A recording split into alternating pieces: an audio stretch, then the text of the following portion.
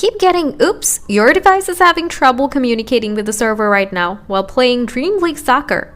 Hi, this is Eve, and here is the top 3 advanced troubleshooting guide to solve this problem. Solution 1, stable your internet connection.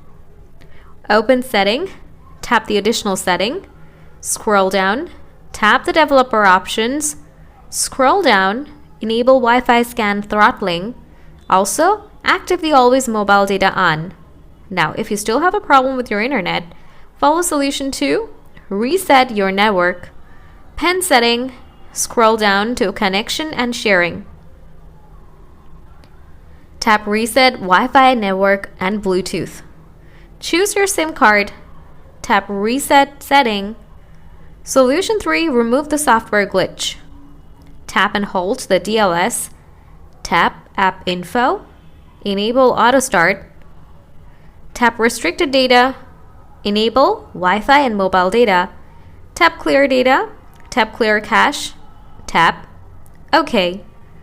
Now after following all the processes, if you still have a problem with your internet, please ask me in the comment section. Thanks for watching.